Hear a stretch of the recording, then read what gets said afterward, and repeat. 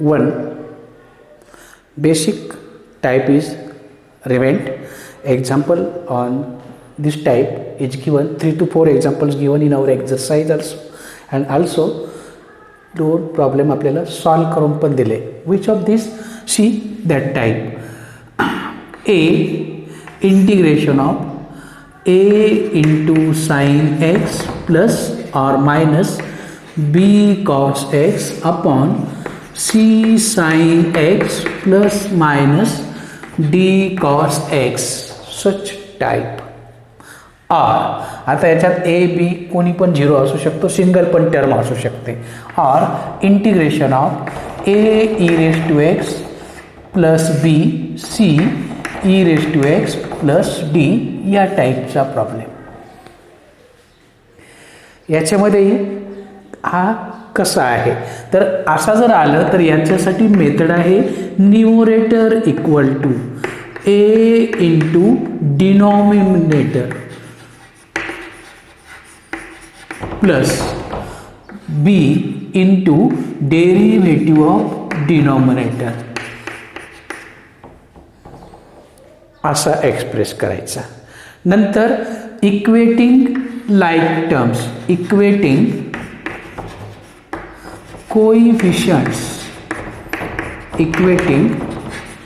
Coefficients of like terms. Find A and B. Find A and B. बुकमध्ये त्यांनी lambda आणि mu दिलेले आहेत, फरक काहीच नाही. ए आणि बीच्या किमती कॉन्स्टंटच्या किमती शोधायच्या. इन्स्टेड ऑफ बुकमध्ये फक्त इथं काय दिलं आहे लॅम्बडा आणि इथं काय दिलं आहे म्यू, तर आपण फक्त तेवढा चेंज करू शकतो लॅम्बडा अँड म्यू. ओके, हा चेंज करायचा and use put in one and use it as a numerator. Put in one and use it as a numerator.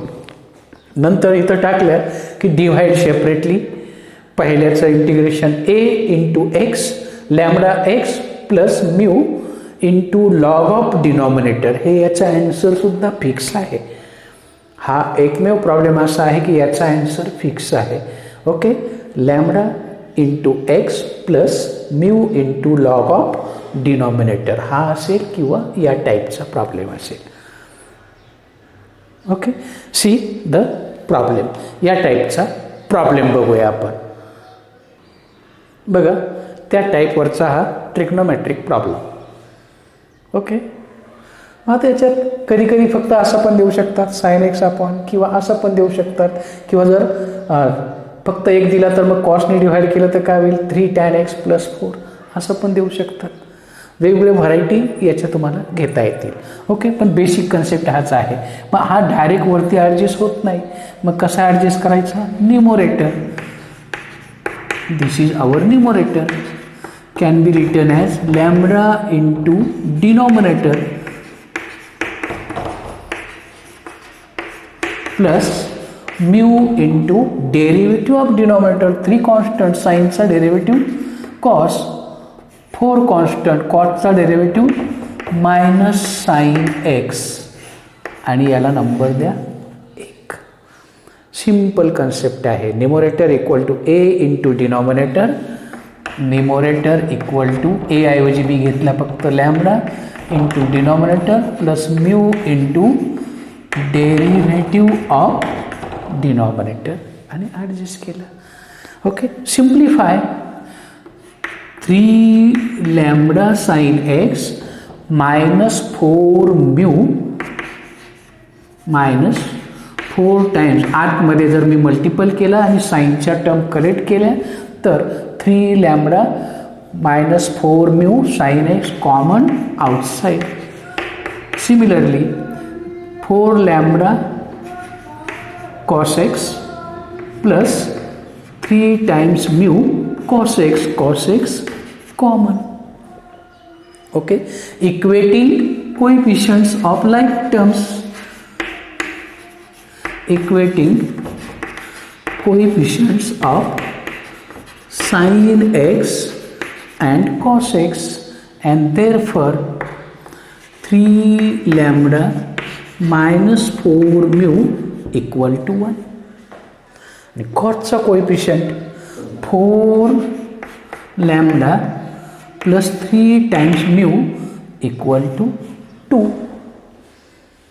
Solve करा सायमल्टेनियस इक्वेशनच्या मेथडने, क्रॅमर्स रूलने, कशानेही सॉल्व करा चालेल.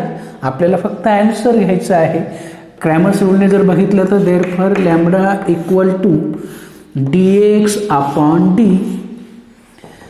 डी कोण आहे? Coefficient, determinant of coefficient 4 3 3 minus 4 4 3. आता पहिल्या कॉलम ऐवजी आपण काय टाकतो? कॉन्स्टंट टाकतो. Second column as it is, आणि बघा तुमचा ॲन्सर डायरेक्ट मिळेल. 3 plus 8 11 upon 9 minus minus plus 16 25. Similarly mu equal to denominator तोच राहतो डी, फक्त आता ह्या कॉलम आहे तसंच ह्या कॉलमऐवजी फक्त काय टाकायचे? कॉन्स्टंट टाकायचे. आणि करा answer which is equal to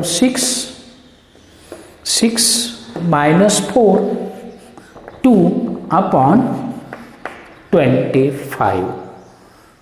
मिळाल्या दोन्ही व्हॅल्यू. ह्या किमती कुठं टाकायच्या? पुट इन 1, मग टाका 1 मध्ये. Therefore from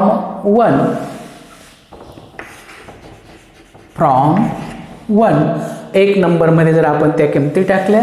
I finish this part. हे कसे सोडवले? असे सोडवावे असं कुठलंही बंधन नाही. कोणत्याही मेथडने तुम्ही सोडवू शकता. याने याला गुणा, याने याला गुणा, नंतर सॉल्व करा तरी पण चालेल. आम्हाला फक्त ह्या व्हॅल्यू पाहिजेत. मग लॅम्बडाची किंमत काय आली? 11 अपॉन 25. या लॅम्बडाऐवजी फक्त काय टाकायचं? 11 अपॉन 25 प्लस म्यूची किंमत काय आली? 2 अपॉन 25. आणि हा झाला तुमचा न्यूमरेटर. हा झाला तुमचा न्यूमरेटर. लेंदी आहे पण आन्सर खूप सोपं आहे. And therefore I equal to, आता हा न्यूमरेटर आहे, याच्याऐवजी ह्या किमती टाकायच्या. 11 upon 25 into bracket 3 sin x plus 4 cos x plus 2 upon 25 into bracket त्याचा डेरिव्हेटिव्ह डिनॉमिनेटरचा upon denominator 3 sin x plus 4 cos x dx. Divide separate divide केल्यावर इथला कॉन्स्टंट आहे तो बाहेर येईल. आणि 3 sin x plus 4 cos x upon 3 sin x plus 4 cos x separate integration. हा म्यू पण कॉन्स्टंट बाहेर घेतला आणि काय आहे? 3 cos x minus 4 sin x upon 3 sin x plus 4 cos x dx. याचा डेरिव्हेटिव्ह वरती आहे. म्हणजे ही कोणती करोलरी आहे? F dash x upon F of x. आणि असं असेल तर याचं उत्तर काय येतं? Log of F of x येतं. म्हणजेच तुमचं ॲन्सर मी तुम्हाला म्हटलं होतं ना फिक्स असतं. एक्स प्लस 2 अपॉन 25 आणि याचा डेरिव्हेटिव्ह वरती आहे म्हणून log of denominator 3 sin x plus 4 cos x plus C. आणि संपला तुमचा प्रॉब्लेम. मेथड खूप सोपी आहे. ओके,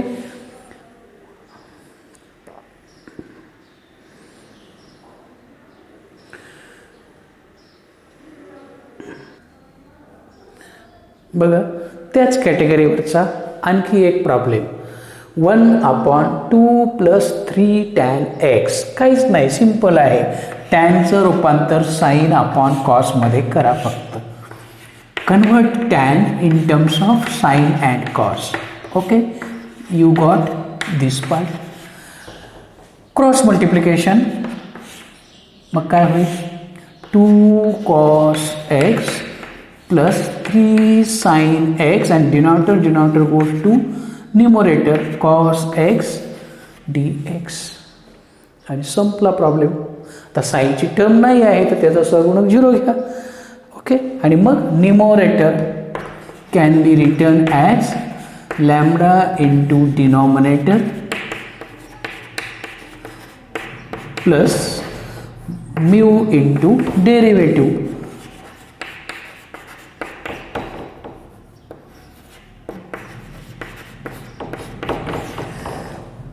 लाईक टर्म्स पुन्हा काय होईल, 2 lambda plus 3 mu cos X plus 3 lambda minus 2 mu sine X. Equating coefficient काय येईल, याच्या पुढे काय येईल बघा, 2 लॅम्बडा प्लस 3 म्यू, दोघांनाही common cos X plus 3 lambda minus 2 mu sine X. Equating coefficient याच्याबरोबर काय येईल, 1 येईल आणि याच्याबरोबर काय येईल, 0 येईल. म्हणजेच काय, 2 lambda plus 3 mu equal to 1 आणि 3 lambda minus 2 mu equal to 0.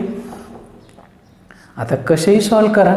तुम्हाला असं वाटलं की याला आपण 2 ने गुणू, याला 3 ने गुणू तरी पण चालेल. 4 प्लस 9 बरोबर आहे का, 9 आणि 4 13, दोघांची ॲडिशन केली बघा, 4 लॅम्बडा प्लस 9 लॅम्बडा, 6 कॅन्सल होईल. याला इक्वल टू 2, म्हणजेच लॅम्बडाची किंमत काय आली, 2/13. कोणत्या तरी एका इक्वेशनमध्ये टाकून द्या आणि या किमती इथं टाका. पुन्हा मागच्यासारखं करा, जमेल तुम्हाला, ट्राय तर करा, ॲन्सर मिळणारच. त्याच कॅटेगरीमधला फक्त ट्रिग्नोमेट्रीऐवजी e⁻x असलेला प्रॉब्लेम बघा. 20 plus 12 e⁻x upon 3 e⁻x plus 4. Okay, again numerator can be written as lambda into denominator plus mu into derivative of denominator. एवढाच फॉर्म्युला आहे अशा टाईपच्या प्रॉब्लेमसाठी. 4 ते 5 प्रॉब्लेम आपल्या बुकमध्ये आहेत दोन्ही मिळून. ओके, मग numerator 20 plus 12 e⁻x equal to lambda 3 times e⁻x plus 4 plus mu times derivative 3 constant e⁻x चा e⁻x 4 चा 0. No need of writing it, call it as a number 1. Okay, then collecting like terms e⁻x 3 lambda plus 3 mu, 3 lambda plus 3 mu e⁻x common plus 4 times lambda, इकडे mu नाही आहे, 20 plus 12 e⁻x. Equating coefficient of like terms, equating coefficient of like terms, सारख्या टर्मचे सहगुणक. मग e⁻x चा coefficient and therefore 3 lambda plus 3 mu, इकडे काय आहे 12, म्हणजेच lambda plus mu equal to 4. And constant तिकडे 20 आहे, इकडे 4 लॅम्बडा आहे, म्हणजेच लॅम्बडा इक्वल टू 5. जर किंमत टाकली तर म्यूची किंमत काय येईल, -1 येईल. या दोन्ही किमती कुठं टाकून द्यायच्या, 1 नंबरमध्ये टाकून द्या. हा 1 नंबर आहे, मग 20 plus 12 e⁻x equal to lambda 5 times 3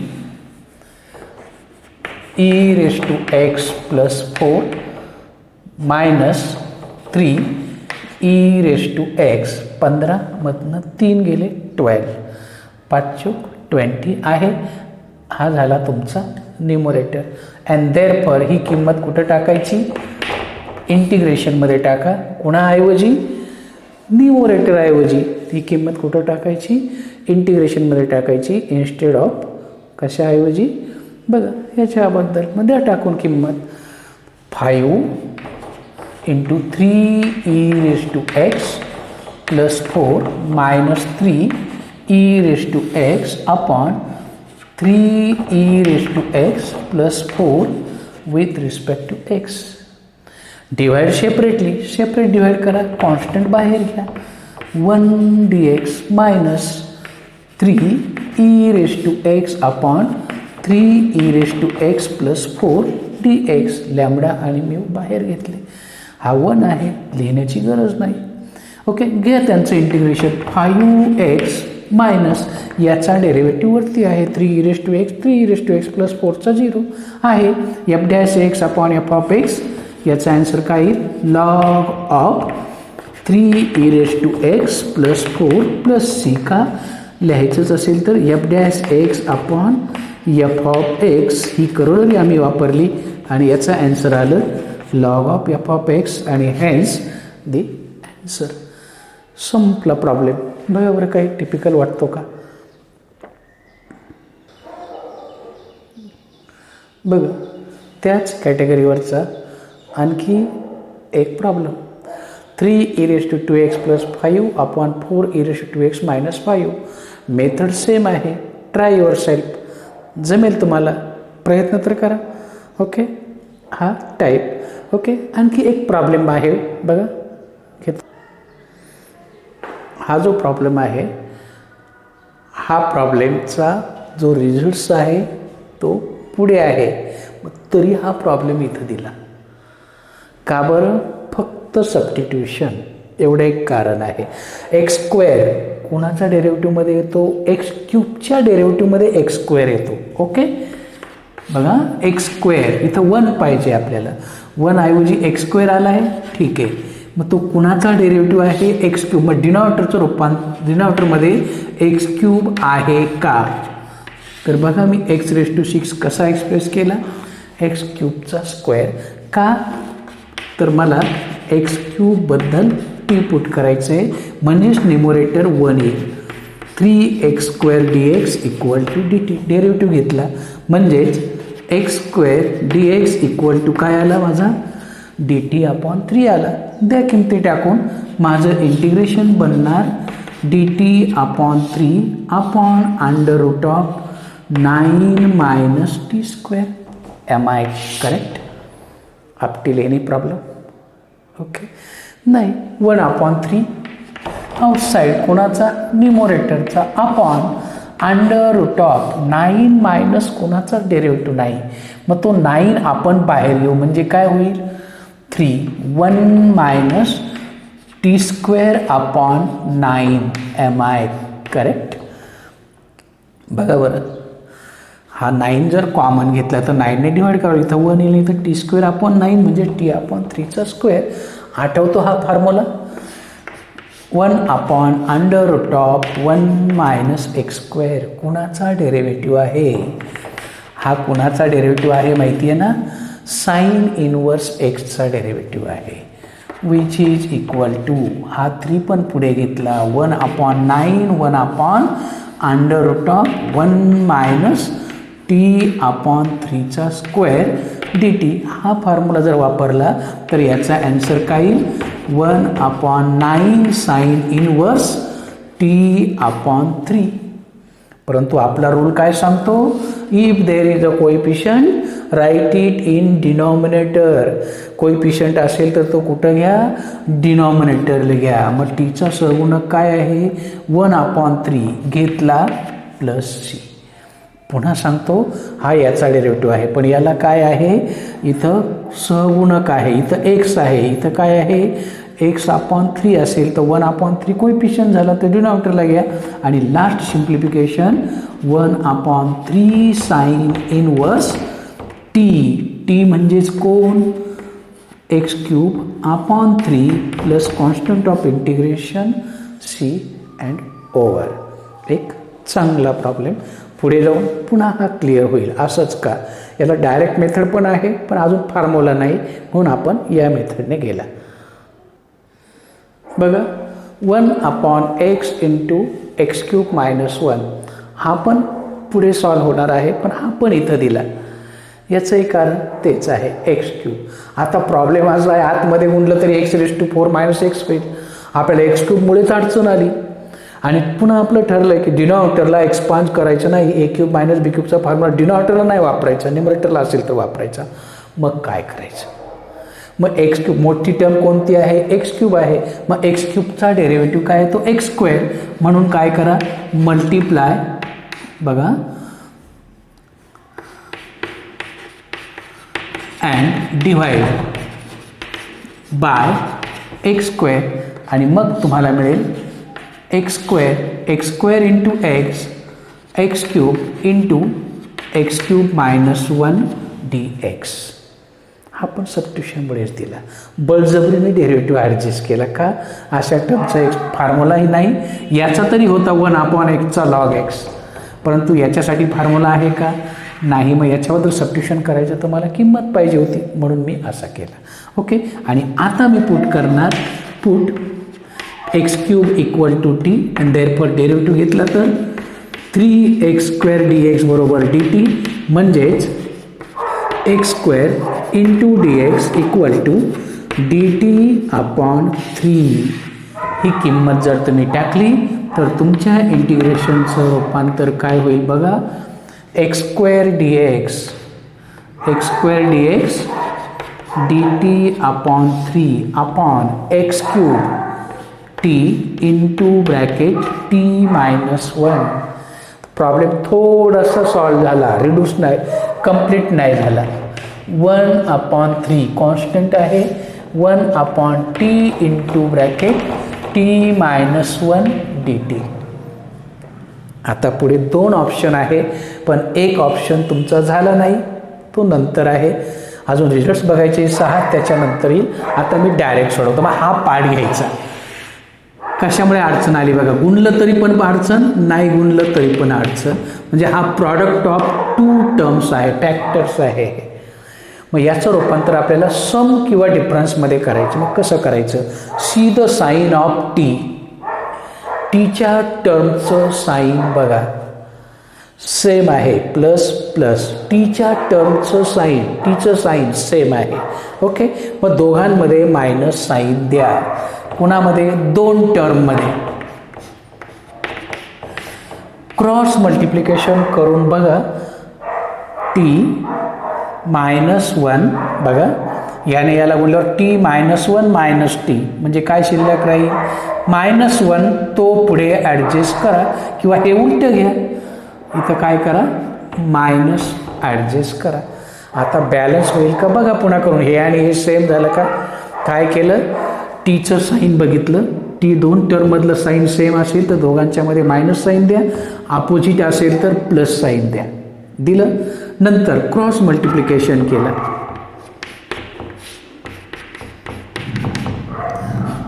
काय शिल्लक आहे -1 जो राहिला तो इथं पुढे मल्टिपल आणि डिव्हाइड करायचं. याने मल्टिपल आणि डिव्हाइड करायचं किंवा मायनस ॲडजस्ट करायचा. ओके. हा मायनस ॲडजस्ट केला तर बघा बरं, म्हणजे हे साईन आतले चेंज होतील. मायनस ॲडजस्ट केला तर मग फक्त जर हा असा केला तर आता बघा बरं येतं आहे का, सांगतोय फक्त मी. काही करून इथं +1 आला पाहिजे. t-t+1 आला आपण t-1 इंटू टी आलं. मग याच्या ऐवजी हे लिहायचं आहे 1/3 integration of 1/t-1 -1/t dt. आणि 1/xचं इंटिग्रेशन काय असतं माहिती आहे ना, 1/xचं integration log of t-1 log t plus c and which is equal to 1/3 log of t-1/t plus c. त्या टीची किंमत टाकून तुम्हाला मिळालं तुमचं answer log of x³ -1/x³ plus c आणि हेन्स द प्रॉब्लेम. आणि असा हा प्रॉब्लेम, अशा प्रकारचे कितीतरी प्रॉब्लेम्स तुम्हाला सॉल्व करता येतील. ओके.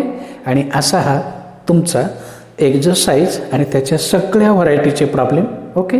याच्या पुढे आपल्याला 6 इम्पॉर्टंट रिझल्ट बघायचे आहेत ते पुढच्या सेशनमध्ये. ओके. Up till thank you.